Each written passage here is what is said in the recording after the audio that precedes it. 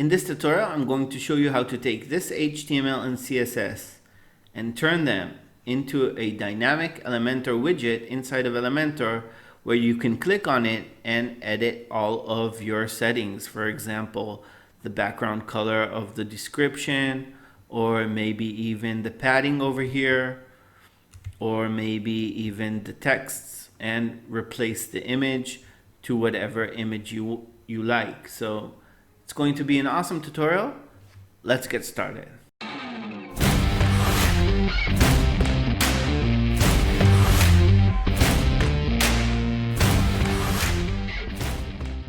Hi, and thanks for joining. It's Amit from Unlimited Elements. In this tutorial, I'm going to show you how to take some HTML and CSS from CodePen or from any other HTML editor and turn it into an Elementor widget. To get started, first of all, let's overview the widget over here. So it's just a team member with sort of an overlay. The team member at first has only some title and subtitle. And then when you hover over it, there's a transition with an overlay effect with also a different title and subtitle and 3 social icons, which we're going to be creating a loop for these icons. So it's going to be really interesting. This is an intermediate tutorial, and it's good for anyone who knows HTML and CSS and works with Elementor. To get started, the first thing I'm going to do is clean out the HTML. So over here, let's scroll a bit down. Maybe we can minimize this JS tab since we don't need that. Move the CSS over here a little bit, and now we can see the HTML. Now, inside of Elementor, I'm going to be making a single widget, meaning only one team member each time. So we don't need all the other team members, and we don't need this title over here and subtitle. So I'm just gonna try to understand the HTML structure over here. Great. So everything above the team member class we can delete. And I'm going to click on the opening div, and you'll see underline the closing div. So you can delete anything under that. Perfect. So now it's cleaned up. We have only 22 lines, which is great, keeping it simple. Now you can see when I'm hovering over it, it's showing our overlay. The only thing is that the image is sort of constrained. It's not going full width. So what I'm going to do is I'm going to add an inline attribute over here and give that 100%. Perfect. Great. Now what that did, it just made the image 100% instead of being so small. And now whatever column will push that inside, it will know how to adapt and adjust accordingly. Let's jump into the CSS here on the right side, and I'm going to delete all the CSS that's not related to the team member class, which is the class that we're using currently. So that's looking pretty good. I think we're all set up, and let's jump into WordPress. So inside of WordPress, of course, you're going to need Elementor installed, but you're going to need also Unlimited Elements, which is a free plugin that has a widget library and widget creator inside. Inside of Unlimited Elements, just click on the category you want to add your widget to, click Add Widget, give that widget a name, let's call it Team Member with Overlay Hover Effect, and click Tab to fill in the widget name. Add Widget, and it will be added to the list over here of thumbnails. You can just double click on that to edit. This is the widget creator framework, and right now we're working on the team member with overlay hover effect. First things first, we're going to copy the HTML from CodePen, Command or Control A, Command or Control C to select all and copy, and paste that inside. Next thing, we're going to copy the CSS. So Command or Control A and C, and jump into the CSS, Command or Control V to paste, and we're all set up over here. Click Update to save, and in Pages, we're going to test this. So Page, add new page, and I'm doing this in a new tab just so I can jump between the two. Let's write over here, test team member, and click Edit with Elementor. So now it's creating a new page inside of Elementor. And once my widget pane loads here on the left, I'm going to search for the widget.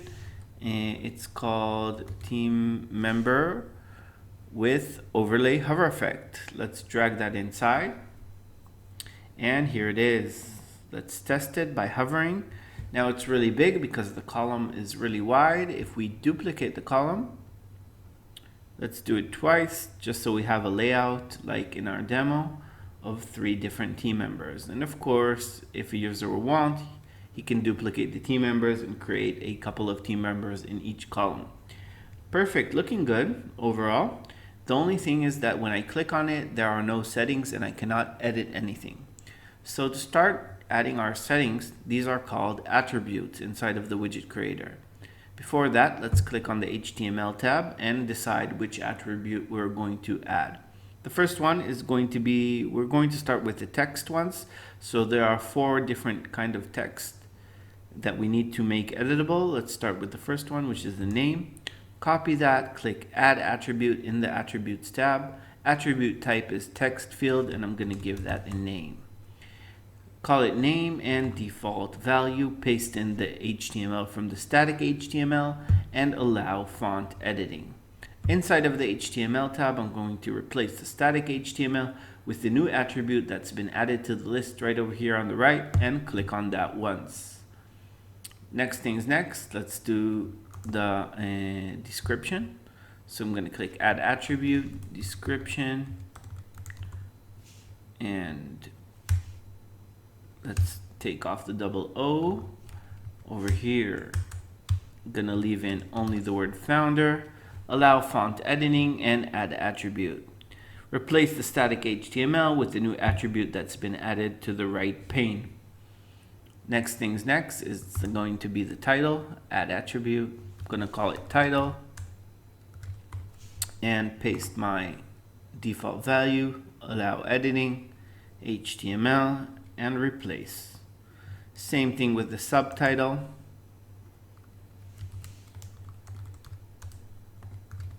Perfect, and default value, allow font editing, and add attribute. Click update to save. Jump into my Elementor editor, publish to save what's going on over here, and refresh. Now once the page will be refreshed, I can click on one of these and now you can see there are different values over here. So if we wanted to change this to Jane Doe, which is a graphic designer, let's give that a couple of seconds to render, and now you can see that the text have been changed right here. The next thing we're going to do is take care of the image. The image is a bit more complicated. So first thing, inside of the HTML, this is the image itself. Let's download this image onto our website, onto our desktop. So Command or Control S, and it's been saved. Let's open it in the Finder window just to rename that, and I'm going to call it image. Perfect. Jump back into my widget creator, and what I'm going to do is create an assets folder. So to create an assets folder, we jump into the assets tab, and over here we click on create folder. This will be the folder associated with that widget. So let's give that a name, team member overlay, and click create folder. It's been added to the list. Click on it once to go inside, and up here where it says widget assets path not set, we need to click set. This will make this folder associated with the widget. Over here, click upload and click on the upload file. Let's search for our image, let that upload and close. Now you can see the image here, and the reason I uploaded it is because I want to make that the default value for the image attribute, which we're going to add now. So click add attribute, search in attribute type for image, give that a name, and over here in default image, now we can select any image that is in our assets folder. Right now we have only one image. Click select image and add attribute. Inside of the HTML, we're going to replace the static source into our dynamic source. So just click on the image attribute. Right over here, you have some cropped versions of your image. So that could be nice for users that are uploading images in all kinds of sizes. That will automatically crop them, for example, to image large thumbnail or something like that. But let's put the regular one and maybe later on change it if we need to. By the way, we forgot to change the subtitle over here, so let's do that as well right now. So we've added the image as the source and it's looking good. Let's click update to save and jump into the editor. Save over here before we refresh the page, and let's try to see what happens when we change the image. So I'm going to click on that once. Here's our new attribute. I'm going to click on it to change and edit, and let's just search for a different image. Click on that and insert. Perfect. Look how awesome that looks. Nice. So the next thing we're going to do is start making these three icons editable. To do that, we need to create a loop. So in item attributes, what we're going to do is enable items. And inside of the HTML tab, I'm going to replace these three icons, just Command or Control X, and replace them with the put items. The put items shows only after you click enable items yes. So let's put the items over here, which is our loop. And now we have two new HTML boxes that are open for us. I'm going to paste my items over there and leave only one item since this is going to be editable.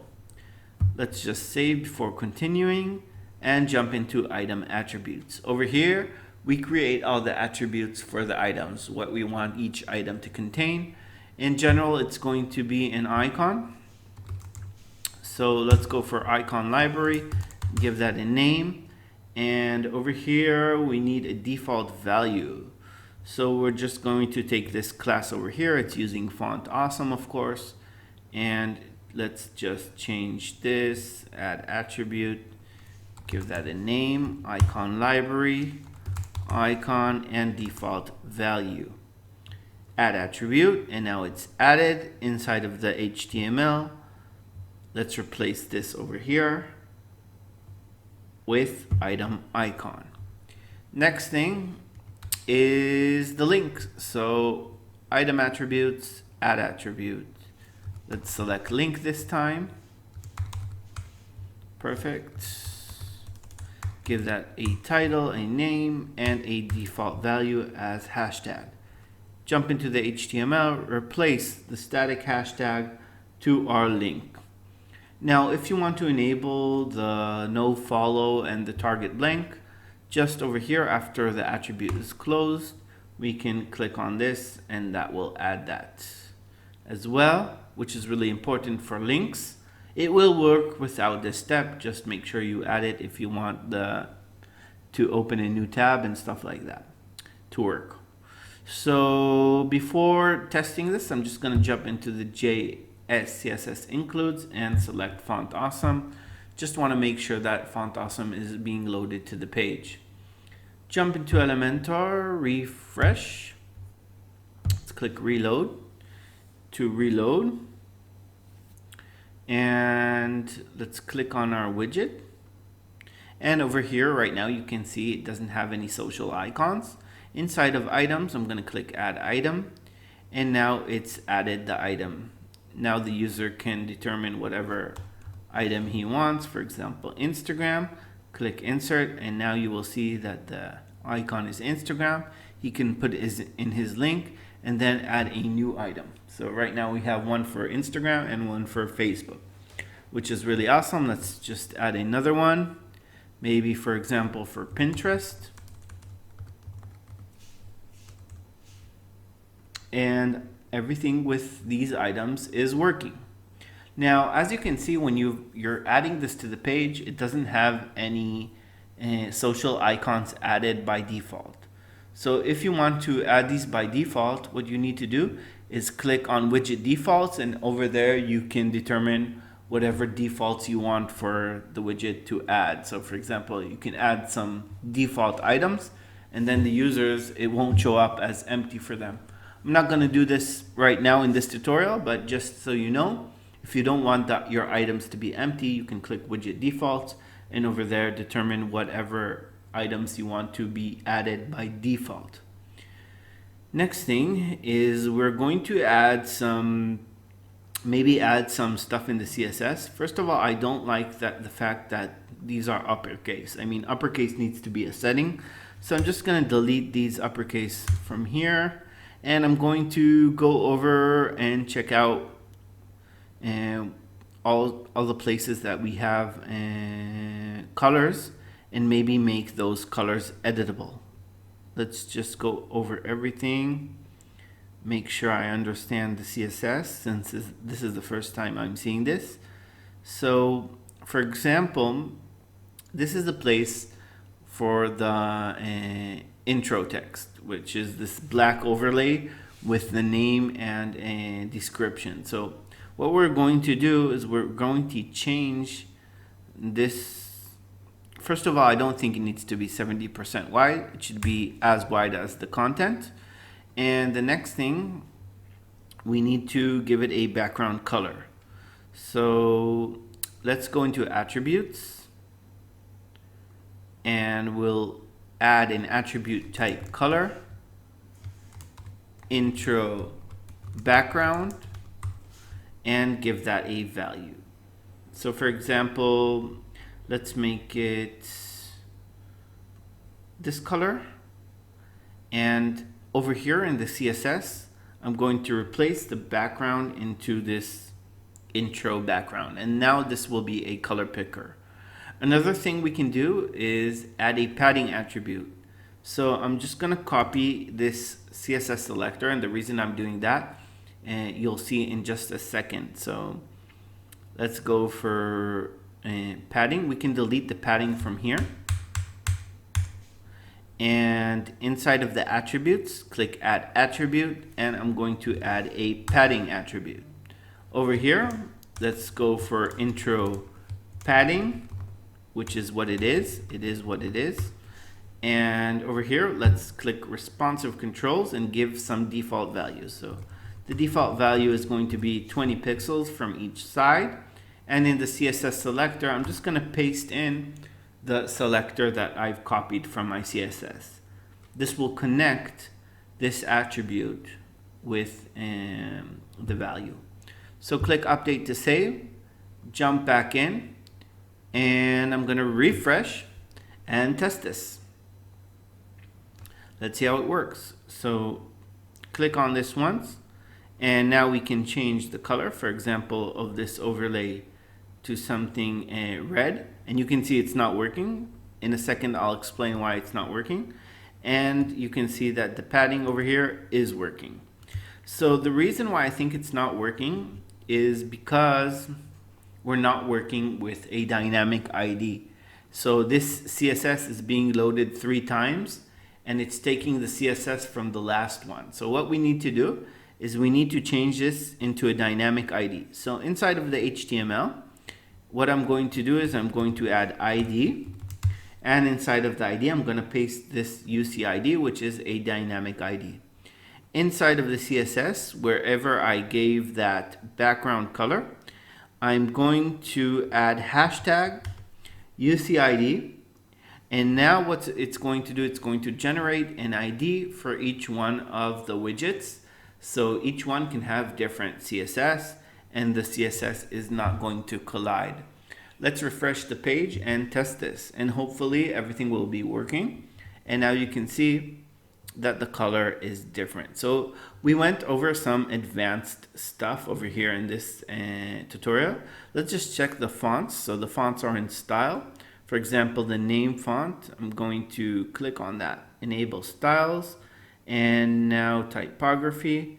Let's play around. Okay, nice. I see it's working correctly. Maybe give that a different kind of style. Okay, awesome. So I think everything is working pretty cool. I mean, I could have been continuing to work on this. So it does need some more work. We do need some more color attributes, maybe make some attributes to move stuff or determine where they're placed exactly, but overall I think you get the point. So I hope you enjoyed this tutorial, and I'm going to see you in the next video.